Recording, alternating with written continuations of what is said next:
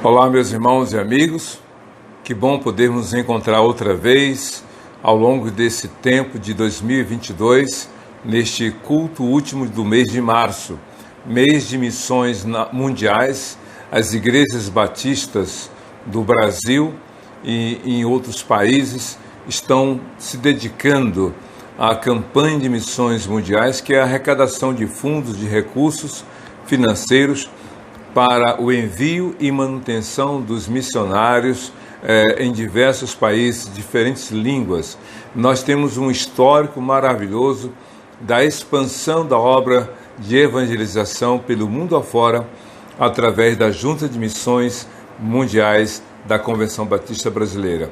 Muito me alegro em saber que, enquanto que eu estou aqui em Duque de Caxias, na comunidade da minha casa, existem pessoas que abriram mão do conforto, abriram mão das benesses, abriram mão da convivência familiar e social para se colocarem como que no fronte, em lugares difíceis, em lugares hostis, em lugares insalubres até, para comunicar a palavra de Deus.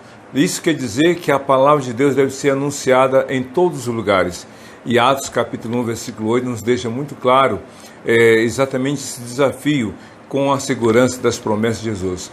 E receberão poder ao descer sobre vocês o Espírito Santo, e vocês serão minhas testemunhas, tanto em Jerusalém como na Judéia, Samaria e até os confins da terra. Eu fico imaginando aqueles apóstolos, 12, 11, porque Judas já não mais estava, ouvindo as palavras de Jesus e tendo o mapa mundi em suas mentes. Como alcançar o mundo se somos apenas 11? Pois é, Jesus os capacitou, Jesus multiplicou o número de servos e o evangelho se expandiu e tem alcançado centenas, milhares e milhões de pessoas. Mas há um número maior de pessoas a serem alcançadas. E eu creio que isso vai acontecer de acordo com Mateus capítulo 24, versículo 14. E este evangelho do reino será pregado em todo o mundo para testemunho de todas as gentes, e então será o fim. O evangelho vai alcançar. Pode haver guerras, fomes, atitudes contrárias, pessoas podem se levantar contra a igreja, contra os servos do Senhor, contra a palavra de Deus, mas nada vai impedir o avanço da palavra do Senhor, do evangelho de Cristo, porque o próprio Jesus falou em Mateus 24, versículo 35, os céus e a terra vão passar, mas as minhas palavras jamais passarão. Então hoje nós vamos pregar a palavra de Deus de acordo com o texto de Marcos capítulo 5, de 1 a 20. Vida transformada pelo poder de Jesus. Abra sua Bíblia, mantenha aberta a palavra do Senhor para que daqui a pouco nós meditarmos na palavra. Mas antes, eu quero aqui dizer para você, nós vamos orar, colocar diante de Deus os missionários que estão exatamente nesses lugares que algumas igrejas nem têm noção. Lugares cuja barreira principal é a barreira cultural, usos e costumes. Outra barreira é a língua. Outra barreira são as questões religiosas locais. Outra barreira é o xenofobismo, ou seja, há uma rejeição para com os estrangeiros. Seja qual for o tipo de barreira, nesses lugares existem missionários. Nós vamos orar para que Deus abençoe os missionários, as famílias que os acompanham no local e as famílias e as igrejas que aqui no Brasil estão na manutenção, na intercessão por eles. Vamos orar para que realmente o Evangelho, como sal da terra e luz do mundo, venha alcançar centenas, milhares e outros milhões de pessoas para a glória de Jesus. E para essa oração, eu quero ler aqui o texto de o Salmo 37, versículo 5. Entrega teu caminho ao Senhor, confia nele e o mais ele fará. Vamos orar então, curva a sua cabeça, feche seus olhos, oremos ao Senhor. Deus, muito obrigado por essa liberdade, muito obrigado por essa oportunidade, muito obrigado por esse acesso às mídias, às redes sociais, para, por meio delas, anunciar, proclamar a tua palavra. Muito obrigado pela tua fidelidade, que tu renoves a nossa fé, que tu enches o nosso coração de alegria e que haja, ó Deus, comprometimento de todos os cristãos, de todas as igrejas no Brasil, para enviar e ajudar na manutenção da obra missionária em diversos países. Sustenta os teus servos, os pastores, as pastoras, suas famílias, que estão nos lugares mais difíceis e muitas vezes hostis, seja por diversos motivos, mas que estão ali proclamando a tua palavra. Conceda-lhes a bênção, a alegria de terem o renovo da fé, do ânimo, da esperança, e que tu concedas vitórias, que é ganhar vidas para o teu reino. Abençoa as igrejas batistas brasileiras, para que tenhamos um só coração, porque já somos um só corpo no Senhor, para enviar mais missionários para a tua obra. Muito obrigado pela Junta de Missões Mundiais da Convenção Batista Brasileira, com toda a sua equipe, o diretor executivo, João Marcos. Tenha compaixão, guarda cada um de todo mal, de todo perigo, e abençoa a PIB da Barra, que é a igreja mãe da nossa igreja aqui em Caxias. Que abençoes o pastor José Maria e toda a sua família, a pastora Janaína, a equipe ministerial. Torna-nos, ó Deus, prósperos na realização da tua vontade. É o que nós pedimos e já te agradecemos, em nome de Jesus. Amém. Amém? Nós vamos ter uma participação musical, como é de praxe. O nosso culto pelas redes sociais é sucinto, mas não menos importante, não menos relevante. E queremos que você tenha a oportunidade de ouvir a palavra de Deus, mas antes teremos uma música, uma mensagem musical. Mas eu quero comunicar a você que você pode contribuir com dízimos, com ofertas aqui para a nossa congregação. Nós somos uma congregação, mas a nossa dinâmica é como se fosse uma igreja, já que temos uma forma de funcionar como se já fôssemos igreja. Mas nós somos uma congregação da PIB da Barra de Caxias e nós contamos com a sua colaboração. Para entregar o dízimo e a oferta, a informação bancária é a seguinte: Banco Itaú, agência 9165, conta corrente 26152 dígito 1, e a chave Pix, que é o telefone 981387509. Entregue a sua oferta com liberalidade, entregue o dízimo com sua fidelidade ao Senhor. Vamos então para a participação musical, e logo em seguida estaremos com a palavra do Senhor no momento da reflexão. Que Deus te abençoe.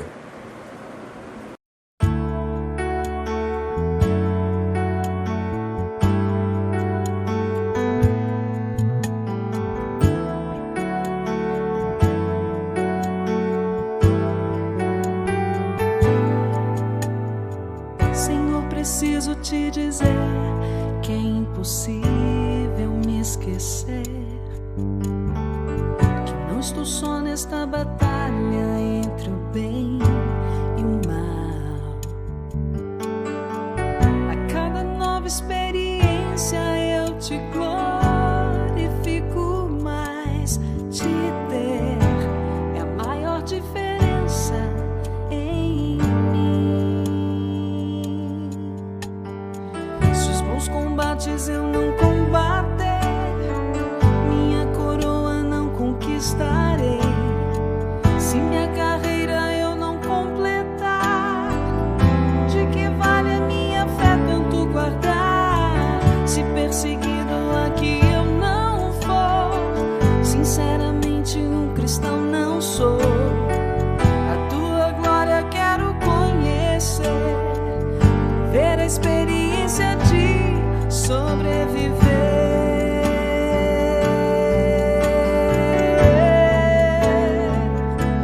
Viver pra mim é Cristo, morrer pra mim é ganho. Não há outra questão quando se é cristão, não se para de lutar. Triunfarei sobre o mal, conquistarei troféus.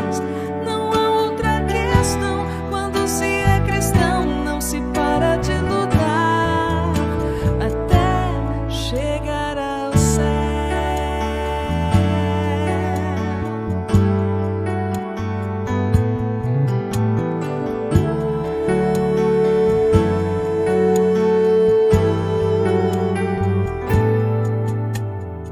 Senhor, preciso te dizer que é impossível me esquecer, que não estou só nesta batalha entre o bem e o mal. A cada nova experiência eu te glorifico mais. Te ter é a maior diferença em mim. Se os bons combates eu não combater, minha coroa não conquistarei. Se minha carreira eu não completar, de que vale minha fé tanto guardar? Se perseguido aqui eu não for, sinceramente um cristão não sou. A tua glória eu quero conhecer, ver a experiência de sobreviver.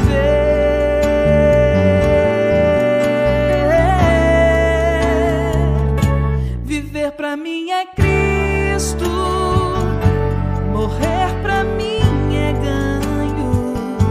Não há outra questão quando se é cristão, não se para de lutar. Triunfarei sobre o mal, conquistarei troféus. Não há outra questão quando se é cristão, não se para de lutar. Viver pra mim é Cristo, morrer pra mim é ganho. Não há outra questão quando se é cristão, não se para de lutar. Triunfarei sobre o mal, conquistarei troféus. Não há outra questão quando se é cristão, não se para de lutar até chegar ao céu.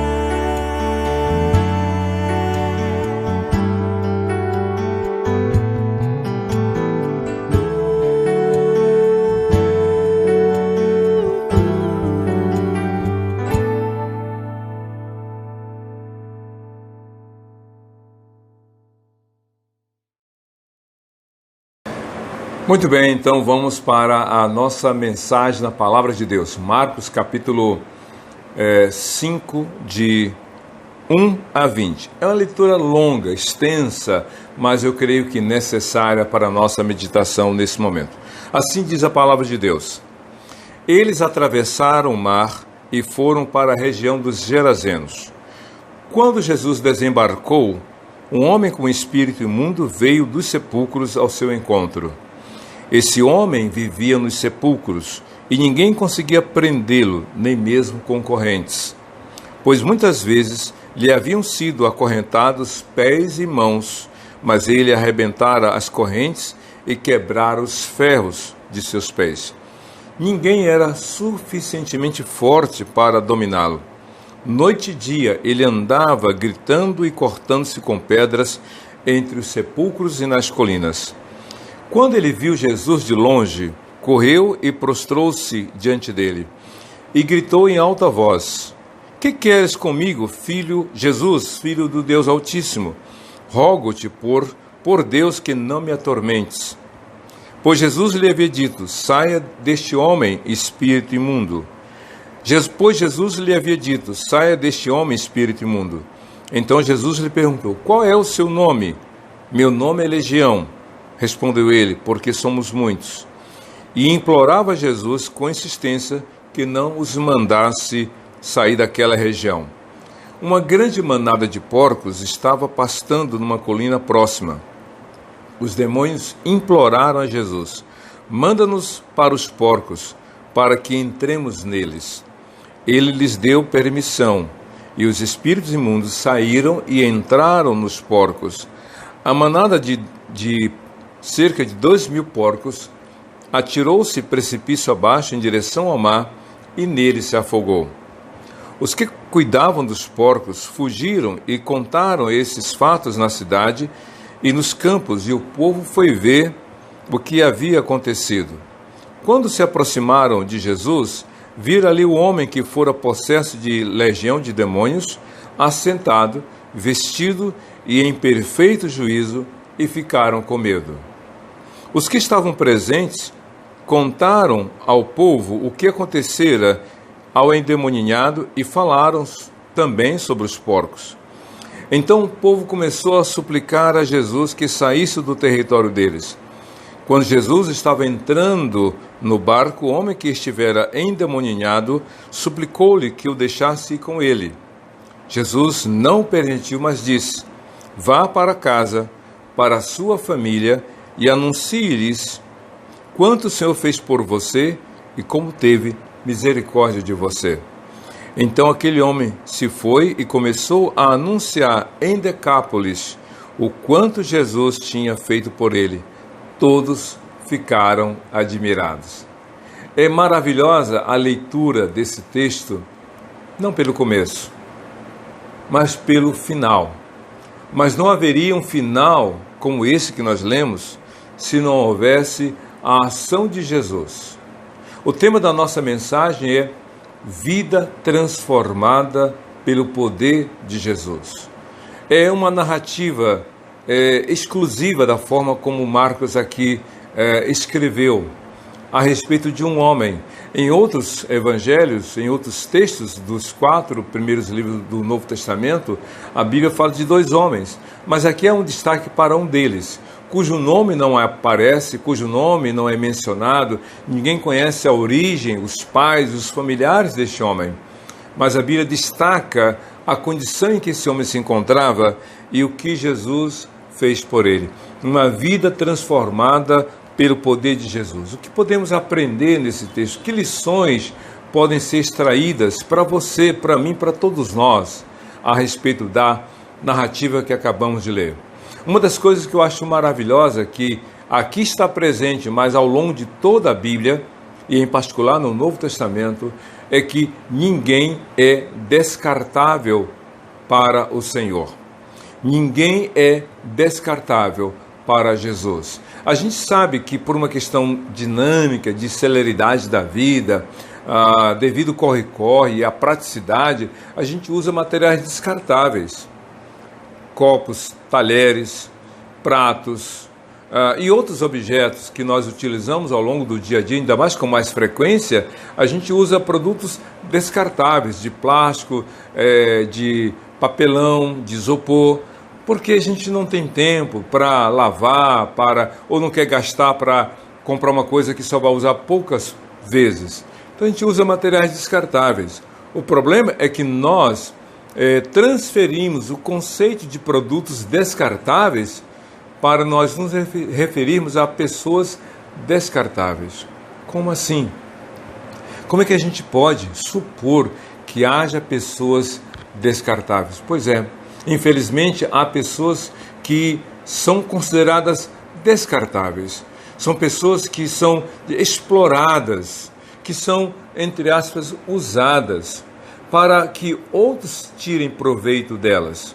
Por exemplo, há pessoas que exploram o sentimento dos outros, pessoas apaixonadas que são exploradas por aqueles que não têm amor, não querem construir um relacionamento duradouro, simplesmente usam as pessoas, usam e até abusam e consideram essas pessoas descartáveis, não só no relacionamento afetivo, sentimental, mas também no trabalho.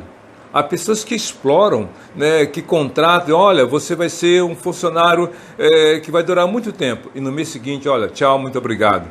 E aí as pessoas são consideradas descartáveis. Quantas pessoas a gente vê em situação de rua, e o aumento da população de pessoas em situação de rua está aumentando, ou melhor, está crescendo, e essas pessoas são consideradas descartáveis. Para Jesus, não. Para Jesus, ninguém é descartável. A Bíblia fala deste homem aqui, e eu quero reler alguns fragmentos sobre esta breve biografia deste homem.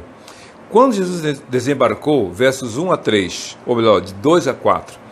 Quando Jesus desembarcou, um homem cujo espírito imundo veio dos sepulcros ao seu encontro. Este homem vivia nos sepulcros e, vejam só, e ninguém conseguia prendê-lo, nem mesmo concorrentes. Muitas vezes lhe haviam sido acorrentados pés e mãos, mas ele arrebentara as correntes e quebrara os ferros dos seus pés. Ninguém era suficientemente forte para prendê-lo. Agora, um detalhe interessante está aqui no verso 1. Jesus Jesus e os 12 apóstolos, atravessaram o mar e foram para a região dos Gerazenos. E diz a Bíblia que esse homem estava só. Ele andava, se você observar bem, no versículo 5, noite e dia ele andava gritando e cortando-se com pedras entre os sepulcros e nas colinas. Esse homem estava só. E aí, por vários motivos, esse homem estava vivendo uma situação deplorável.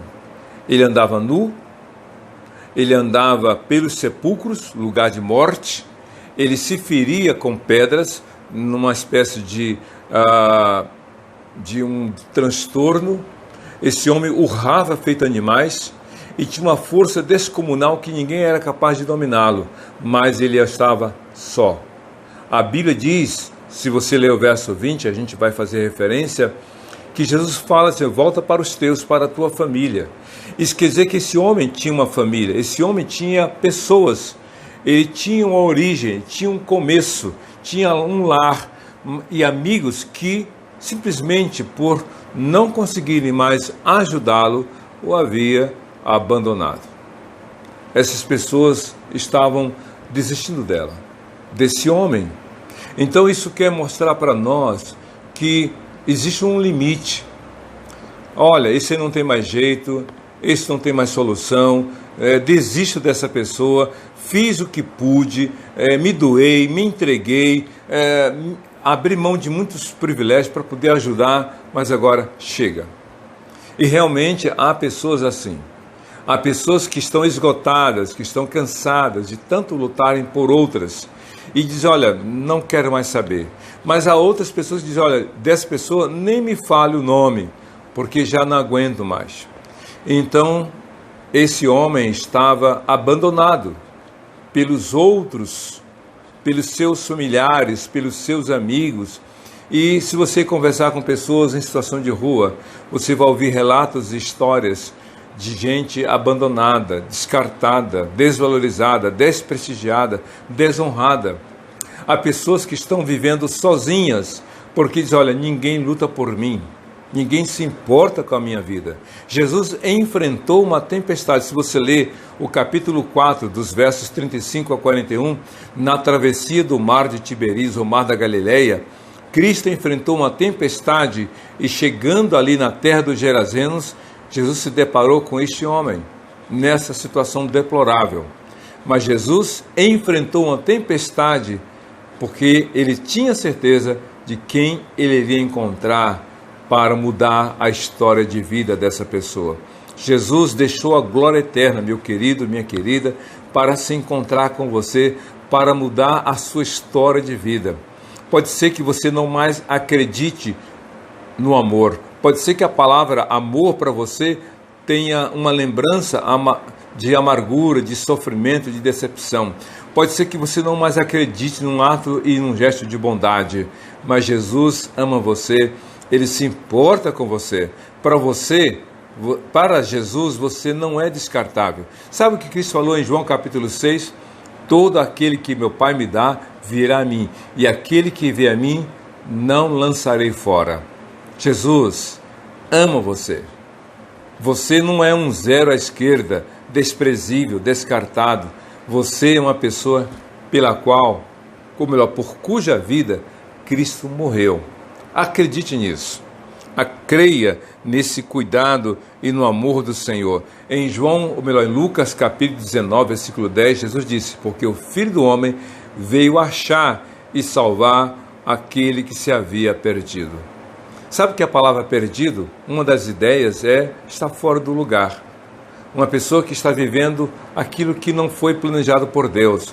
Uma pessoa que está vivendo fora dos planos de Deus, está fora do lugar. E então Jesus veio salvar, transformar a sua vida, a vida de todos nós. Mas outra coisa importante que eu vejo nessa passagem sobre vida transformada por Jesus é que Jesus tem compaixão dos que são prisioneiros de Satanás. Isso mesmo, Jesus tem compaixão de pessoas que são prisioneiras de Satanás. A narrativa aqui de Marcos capítulo 5, e eu vou ler do verso 5 ao versículo 8, para você ver a condição desse homem. Diz assim: noite e dia, falando ainda sobre a condição desse homem, noite e dia ele andava gritando e cortando-se com pedras entre os sepulcros e nas colinas. Quando ele viu Jesus de longe, correu e prostrou-se diante dele e gritou em alta voz: que queres comigo, Jesus, Filho do Deus Altíssimo? Rogo-te por Deus que não me atormentes. Pois Jesus havia dito: saia deste homem, espírito imundo. A Bíblia fala que esse homem, em termos sociais, vivia só. Em termos relacionais, não tinha ninguém que lutasse por ele. Esse homem andava nu, já havia perdido o senso crítico, não havia pudor, ele andava totalmente sem qualquer limitação. Tinha uma força descomunal, de modo que correntes e cadeias eram quebradas por ele. Esse homem estava numa condição deplorável. Mas qual era a razão para ele estar naquela situação? Aí a Bíblia diz: esse homem estava vivendo sob o domínio dos espíritos malignos que eram regidos por Satanás. Satanás, através dos demônios, estava escravizando aquele homem. Quem estivesse de fora via apenas uma questão: olha, é um homem que anda pelos sepulcros, é um homem que anda sem roupa, nu, é um homem que fica imitando os animais, urrando feito animal, é um homem que já perdeu a sensibilidade da dor porque se corta com pedra, se machuca, é um homem que já não tem mais condições de viver socialmente, a família o abandonou. Tudo isso era constatado, tudo isso foi aqui mencionado. A condição daquele homem, como a Bíblia descreve, era alguém que estava sendo inviável na vida social da terra dos Gerazenos, ou Gadarenos, de acordo com a tradução. Pois era essa a condição. Mas quando Jesus se aproximou daquele lugar, Jesus deixou muito claro para todos os seus seguidores e para nós hoje que o que estava havendo naquele homem, havia uma influência maligna. Os demônios atuavam na vida daquela pessoa e para Jesus, aquele homem era um escravo de Satanás. Eu creio que talvez algumas pessoas olhem para outras que têm dificuldades, que não conseguem lidar com os seus problemas, pessoas que estão presas aos seus vícios, que não são capazes de dizer não para as vontades do seu coração, seja qual for o tipo de vício, aqui não vou citar nenhum deles, mas você sabe, se você é dependente químico, se você é dependente de álcool, de droga, se você é dependente da prostituição, se você é escravo da pornografia, se você não consegue dizer não, se desprender das redes sociais, se você vive na jogatina, se você tem algum tipo de situação, de comportamento que está tornando você uma pessoa antissocial, que você não consegue mais se importar nem com a sua família e muito menos consigo mesmo. Jesus é capaz de ver. Por isso é que, ao se aproximar daquela região, esse homem, nesta condição não só social, não só relacional, esse homem, diz o texto, estava sob uma ação maligna. A prova disso é que quando Jesus pôs os pés, esse homem saiu de onde estava, Esse homem saiu do lugar onde havia vivido sepulcros e num comportamento totalmente de transtorno. Esse homem corre até Jesus, esse homem se joga aos pés de Jesus, diz a Bíblia que ele adora o Senhor, e esse homem fala, mas quem fala não é aquele homem, quem fala são os demônios que estavam influenciando a vida daquele homem, tornando um boneco, um escravo. Esse homem diz assim, na verdade os demônios, gritando em alta voz, os demônios disseram: que queres comigo, Jesus, Filho do Deus Altíssimo? Os demônios sabiam quem era Jesus.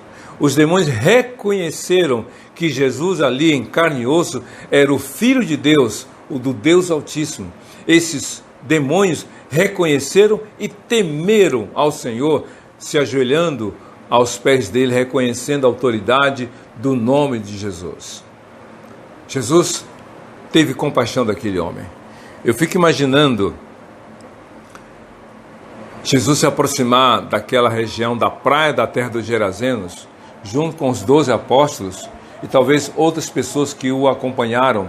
Então a gente vê, eu fico imaginando aquela cena, aquele homem saindo nu, todo ferido, sangrando talvez, com feridas que não se cicatrizavam, com um olhar, um semblante totalmente transtornado, numa imagem grotesca, animalesca até, cabelos desalinhados, marcas de sujeira no corpo, cheiro de morte, porque andava pelos sepulcros. Eu fico imaginando esse homem chegando aos pés de Jesus, se ajoelhando e os demônios por ele falando, ou através dele falando: Filho do Deus Altíssimo, não nos atormente. Jesus olhando para aquele homem, eu fico imaginando Jesus talvez assim: eu dei vida a você, eu criei você, através dos seus pais eu lhe dei vida, mas não foi para isso que eu lhe dei vida. Eu creio que Jesus tem compaixão de todos nós. Eu fico muito triste quando eu passo por lugares que vendem bebidas, por exemplo. Eu conheci uma senhora, talvez de 80 anos, aquela senhora idosa, coitada, mal conseguia levantar um copo, aquela mulher já numa situação deplorável. Ela pedia mais uma garrafa e o homem vinha e vendia. Aquela mulher estava gastando o seu dinheiro, aquela mulher estava acabando com a sua própria vida, mas o vendedor não estava nem aí. O importante era o lucro, o importante era o ganho, o importante era ter sucesso financeiro. O mundo faz isso. Muitas vezes começa dando de graça, e quando você começa a depender e ter carência do produto, aí você tem que pagar cada vez mais caro, mais caro. É assim que começa. Mas Jesus tem compaixão. Por que ele tem compaixão? Porque ele é Deus de amor. Jesus teve compaixão daquele homem. As pessoas já tinham se esgotado em termos de vontade de ajudar, mas o amor de Jesus é inesgotável. O amor dele é tremendo. Jesus tem compaixão de todos nós. Se você ler Marcos capítulo 9, versos 35 e 36, a Bíblia diz assim: Jesus ia passando por todas as cidades e povoados, ensinando nas sinagogas, pregando as boas novas do reino e curando curando todas as enfermidades e doenças. Ao ver as multidões, teve compaixão delas, porque estavam aflitas e desamparadas, como ovelhas que não têm pastor. Jesus tem compaixão. Jesus tem compaixão dos moradores da Ucrânia, como dos moradores da Rússia, como os moradores de outros países europeus, asiáticos, do Oriente Médio, da região sul da América, da região centro, da região norte americana. Cristo tem compaixão de todos os povos, porque Ele deu vida a cada um de nós, mas Ele não quer que ninguém se destrua, Ele não quer que ninguém padeça. Jesus foi para aquela região dos Gerazenos para transformar a vida daquele homem, como Jesus está aqui hoje, onde você se encontra, para mudar a sua história de vida, porque Ele tem compaixão de você. Quantas pessoas clamaram por compaixão? Em Lucas 17, a Bíblia fala dos 10 leprosos. E a Bíblia diz que os 10 leprosos gritaram de longe, já que não podia se aproximar: Jesus, tenha compaixão de nós. O cego Bartimeu disse para Jesus: Jesus, filho de Davi, tenha compaixão de mim. Eu creio que hoje você pode gritar, não no sentido de que Jesus não vai ouvir a sua oração silenciosa, mas de expor, de colocar para fora o seu anseio, o seu desejo, a sua necessidade de Jesus agir na sua vida. Jesus, tenha compaixão de mim, muda a história, transforma a minha vida.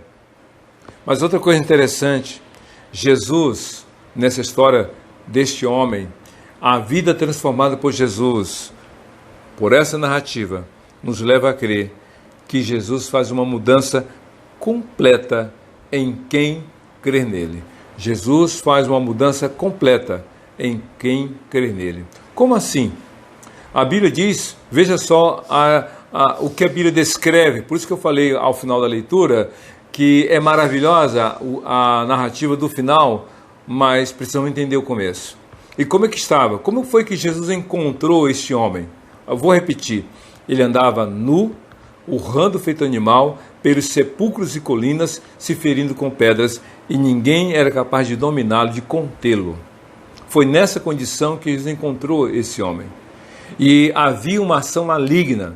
A Bíblia diz que Jesus, quando viu esse homem se aproximar dele, de Jesus, aos seus pés curvados, adorando, Jesus sabia que aquela adoração não era verdadeira.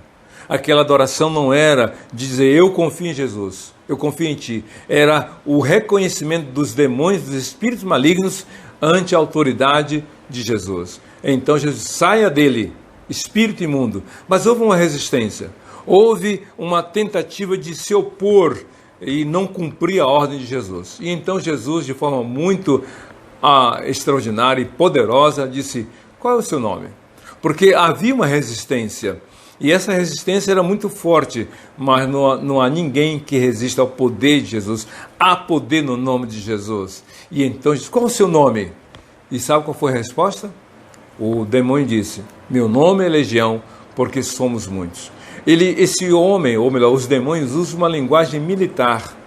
Legião era uma linguagem muito usada pelos militares, principalmente pelo exército romano, muito presente na história dos judeus na época de Jesus.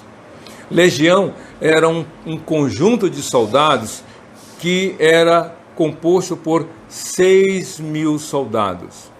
Você imagina, 6.000 soldados, o poder bélico, o poder de ação, o poder de destruição de 6.000 soldados contra uma cidade pequena, contra um grupo pequeno de rebeldes. Pois é, 6.000 soldados armados era realmente algo extraordinário, em termos de força, poder e capacidade de coação.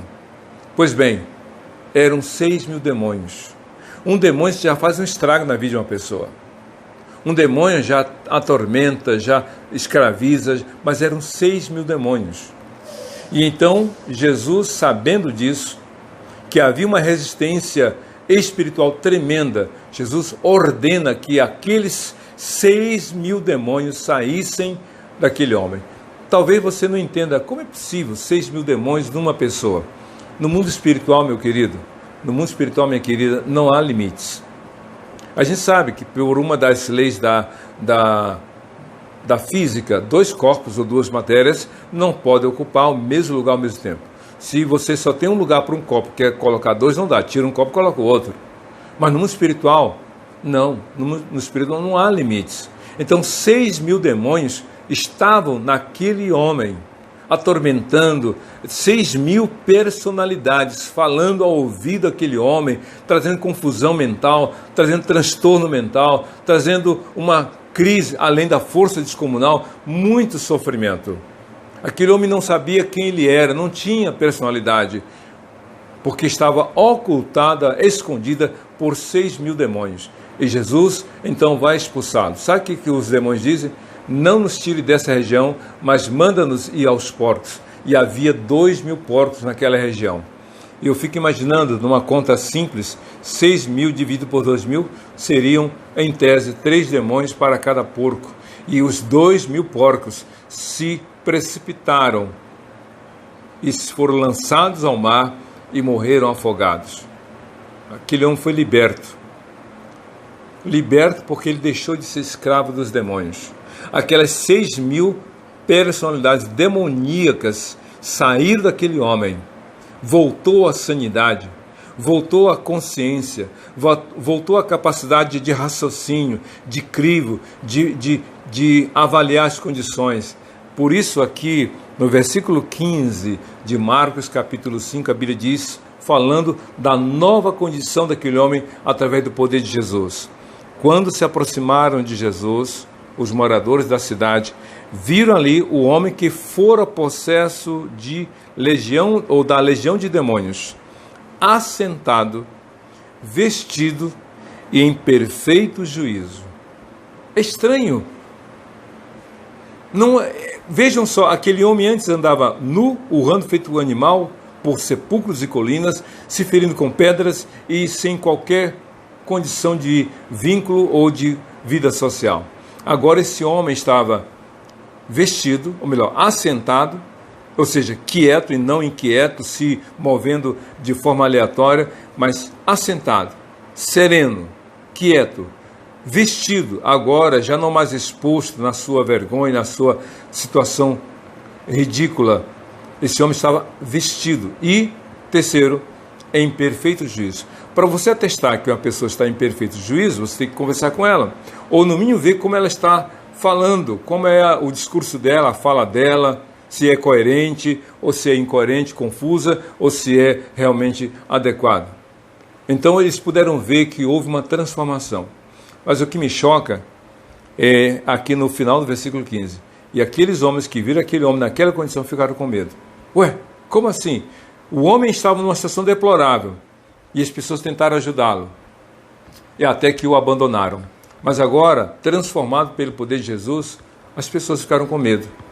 Como assim? Como é que alguém pode ter medo de alguém que foi transformado por Jesus? Mas acontece hoje.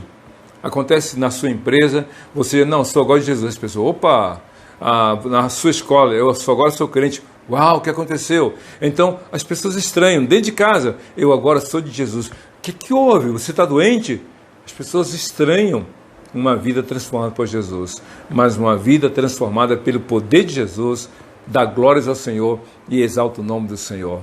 Então, meu querido, eu quero dizer para você, Jesus faz a obra completa e não deixa a obra pela metade. A gente deixa as coisas pela metade. Um livro a gente começa a ler e não termina. Uma faculdade começa e não termina. Uma faxina começa e não termina. Uma obra começa e não termina. A gente deixa as coisas pela metade. Jesus faz a obra completa. Ele veio transformar, salvar, libertar, transformar.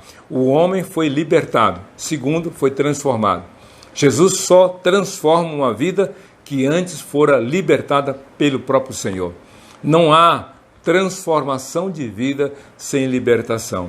O homem foi livre das ações malignas pelo poder de Jesus e através do poder de Jesus o homem teve um novo começo, vida transformada.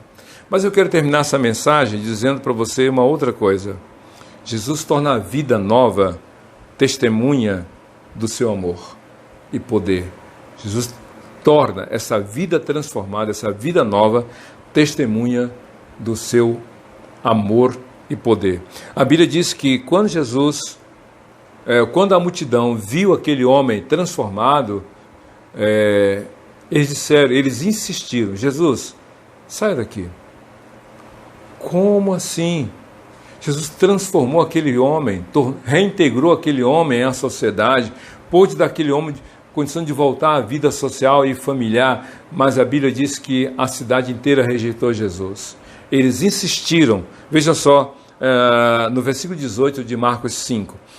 Quando Jesus estava entrando no barco, o homem que estivera endemoniado suplicou-lhe, ou suplicava que o deixasse ir. Mas eu quero ler aqui o versículo que fala a respeito da reação da multidão diante de Jesus. No verso 17. Então o povo começou a suplicar que Jesus saísse do território deles. Senhor, sai daqui. Como é possível uma cidade inteira rejeitar Jesus que veio transformar vidas?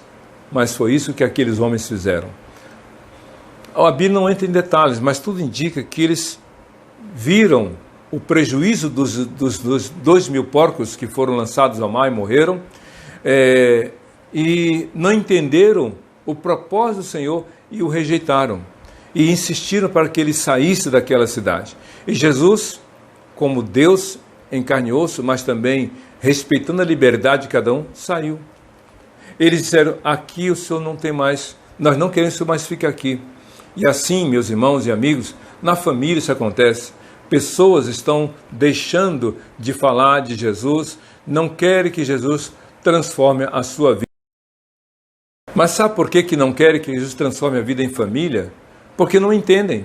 Senhor, a casa é minha e eu não quero que o Senhor fique na minha casa. Senhor, a empresa é minha, não quero que o Senhor fique na minha empresa. Senhor, a escola é minha, eu que mando nela, não quero que o Senhor fique na minha escola. Senhor, a vida é minha e eu não quero que o Senhor fique na minha vida. Assim como os moradores daquela região disseram: Senhor, sai daqui. Muitas famílias, empresas, escolas, governadores, prefeitos e muitos outros estão dizendo: aqui quem manda sou eu. Não queremos que o Senhor fique aqui. É estranho. Assim como aqueles moradores disseram para Jesus: sai daqui. Então, diz a Bíblia que o ex-endemoniado entendeu: se rejeitaram Jesus, vão me rejeitar. Se não querem que Cristo fique aqui, também não vão desejar que aqui permaneça. Foi o raciocínio dele. Por isso, assim diz a Bíblia, esse homem insistiu para que Jesus o deixasse seguir. Aqui diz no verso 18 de Marcos 5. Quando Jesus estava entrando no barco, o homem que estivera endemoniado suplicava-lhe que o deixasse ir com ele. Um comportamento totalmente diferente. Enquanto que os moradores suplicavam: sai daqui, o ex-endemoniado, agora transformado, suplicava: deixa eu ir contigo, Jesus. Olha só que coisa muito diferente. Quem não é transformado pelo poder de Jesus não quer saber de Jesus. Mas aquele que foi transformado pelo poder de Jesus: Senhor, não quero te largar, não me deixe aqui sozinho, eu quero ir contigo. Mas sabe qual foi a resposta de Jesus? Nos versos 19 e 20, a Bíblia diz assim, nas palavras de Jesus: mas Jesus não o permitiu, mas disse: vá para a sua casa, para a sua família, e anuncie-lhes o quanto o Senhor fez por você e como teve misericórdia de você. Então aquele homem se foi e começou a anunciar em Decápolis o quanto Jesus tinha feito por ele. Todos ficaram admirados. É interessante, os moradores daquela região, quando viram o ex-endemoniado assentado, vestido em perfeito juízo, tiveram medo. Mas agora, quando esse homem, transformado pelo poder de Jesus, começa a comunicar aos outros: olha, eu era um ex-endemoniado, eu andava nu, urrando feito animal, me ferindo com pedras, eu não tinha vida social, a minha família me largou, meus amigos me abandonaram, ninguém conseguiu me ajudar, mas Jesus transformou a minha vida. A Bíblia diz: todos ficaram admirados. Eu creio, meus irmãos e amigos, eu falo para você, diretamente para você, quem ainda não foi transformado por Jesus não tem uma nova história para contar. Pode falar: eu fui promovido, consegui um bom emprego. Pode falar: eu consegui a aprovação, entrei para a faculdade, consegui passar no concurso, consegui uma casa nova, um carro novo, meu filho e minha filha nasceram. Pode falar de coisas e de realizações para esta vida, mas não tem uma nova história de vida para contar. Esse homem disse: Jesus me amou e transformou a minha vida, eu sou uma nova criatura. Só quem tem a vida transformada por Jesus tem uma nova história de vida para contar.